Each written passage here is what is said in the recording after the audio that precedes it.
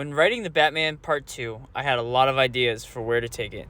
Most importantly, I wanted to show the audience something we've never seen before, and villains we'd never seen before. It was important to me that we had villains that challenged Batman both physically... With the Joker, oh my god, no! Oh, like a string of firecrackers, my f***ing back!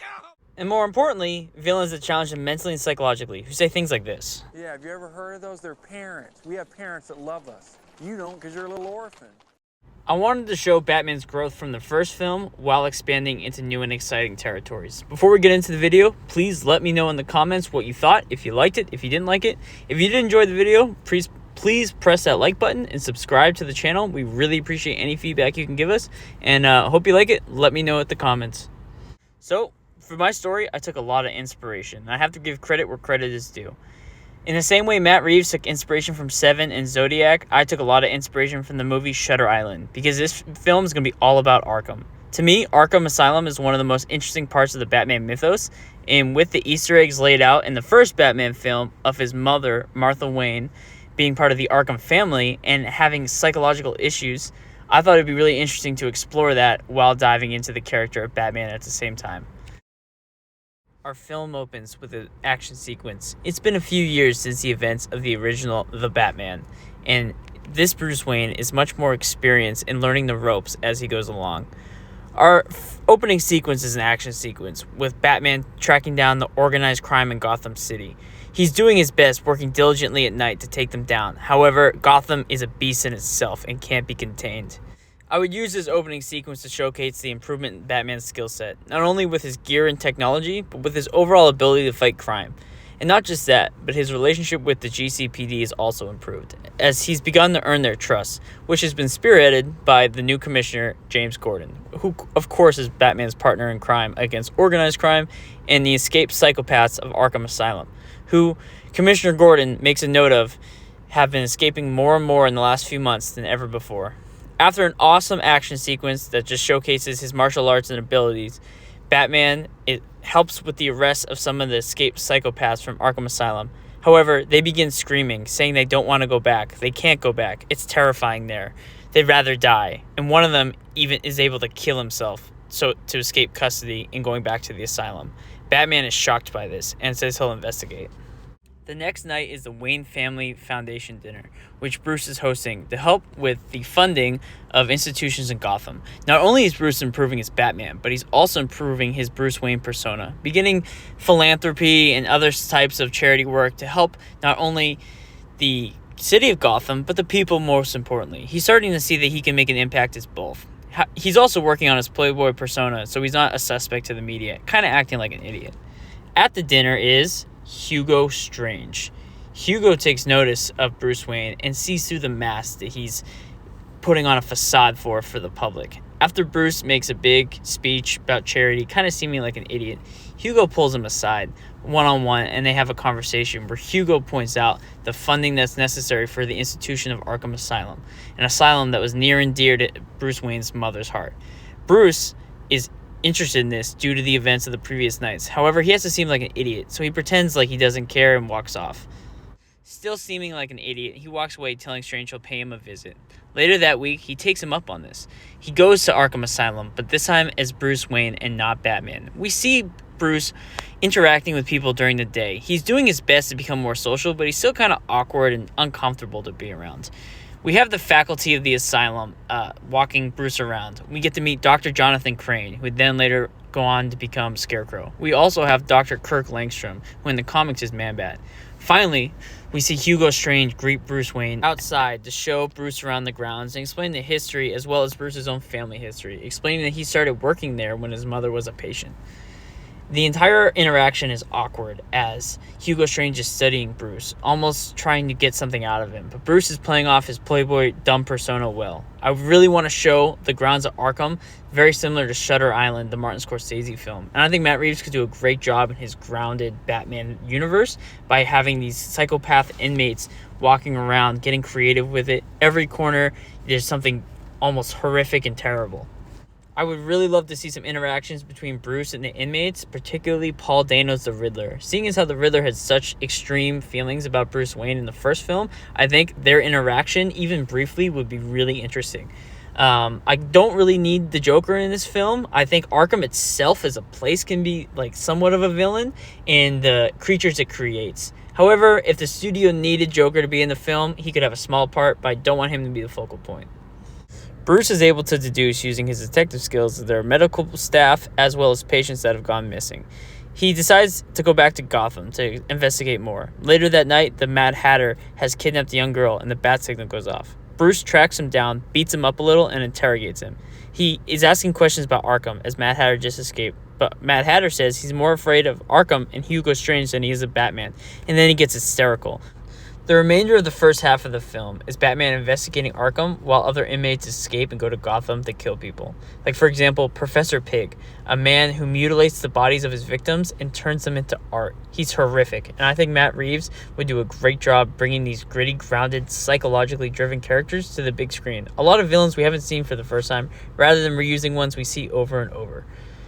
It's important to note that these men went into Arkham actually fine. They were just regular criminals. However, they left clinically insane. Like, Arkham is literally driving people crazy. At the halfway point of the film, Batman has taken down a few of the Arkham's inmates and has had enough. He goes to Arkham in the middle of the night and begins to investigate. Interrogating Dr. Kurt Langstrom, who tells Batman it's all Hugo Strange. Batman breaks into Hugo Strange's office in the middle of the night, only to be horrified to see pictures and photographs and art of Batman, with newspapers circling Bruce Wayne's face. As Batman turns around, Hugo Strange is there. He confronts Bruce, saying he knows who he is and he's a psychologist that can help him. He claims his mother suffered from the same delusions, except instead of bats, it was owls.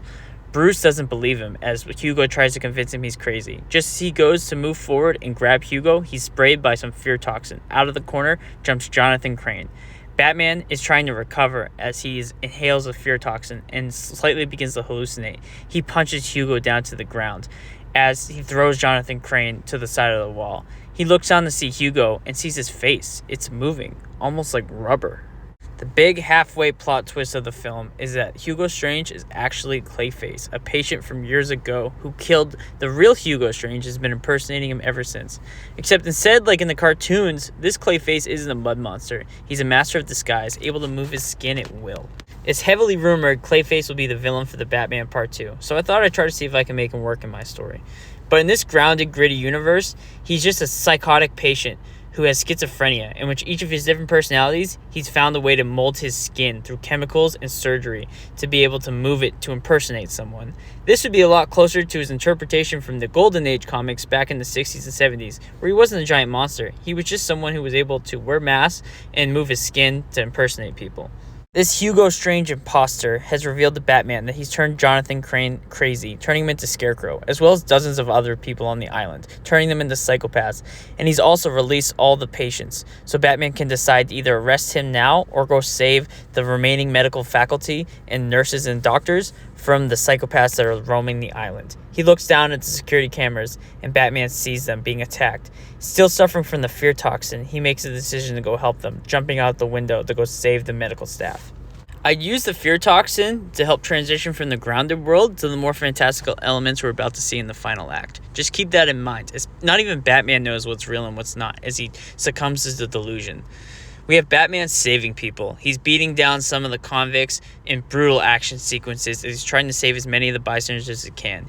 He even, after his fights, interacts with the Riddler, as the Riddler has captured some of the nurses and some of his contraptions. The Riddler tries to get his revenge, but Batman's able to outsmart him once again.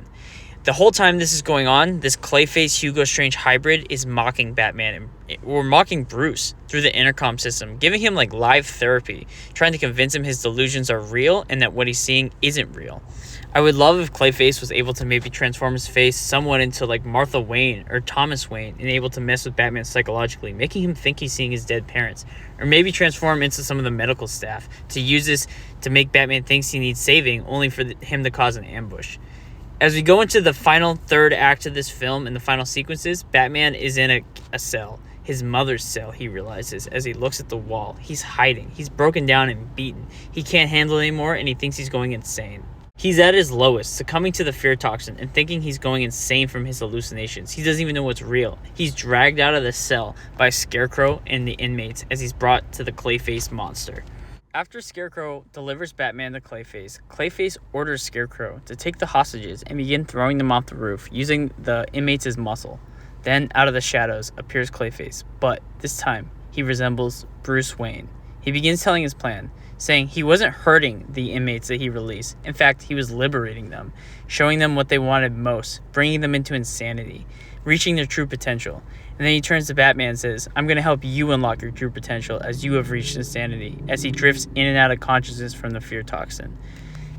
Clayface plans on taking the place of Bruce Wayne and turning Batman into a true creature of the night, using the formula that Dr. Kirk Langstrom made that turns humans into real live man-sized bats. "Isn't that what you want most?" he continues, "to be a full-time creature of the night, a man-sized bat? Let me take that pain away from you. I'll be Bruce Wayne and lift that weight off your shoulders. You'll never have to remember that night again."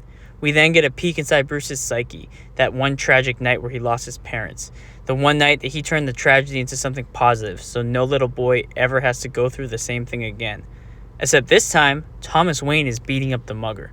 The drugs and the hallucinations are making Bruce remember something blissful. It's giving him hope, something to root for. Bruce! Get him, Dad, get him!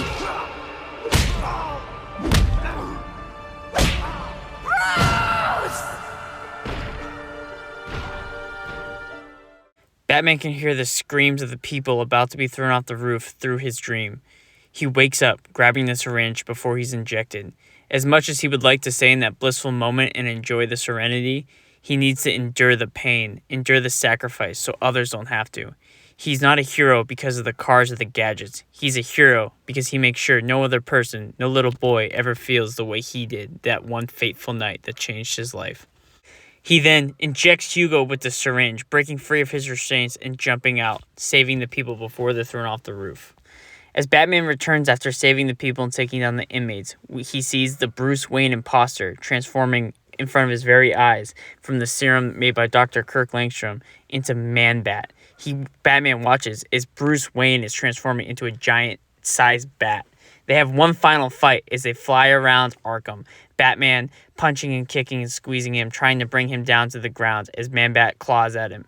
But Batman has improved his grappling and gliding since the first film and is able to defeat this bat-like creature, taking on his demons head-on, facing his tragedy and trauma. As Man-Bat transforms back into the Clayface, we see what he really looks like, his original hideous figure. And right as he's about to die from his wounds, he mentions something about a court of owls, but dies before able to say anything else. The GCPD SWAT team swarms the island, led by Commissioner Gordon, and the sun rises as Batman has saved the day. Thank you so much for listening. If you liked the video, please let me know what you did like, what you didn't like. Thanks again. As always, we'll see you next time.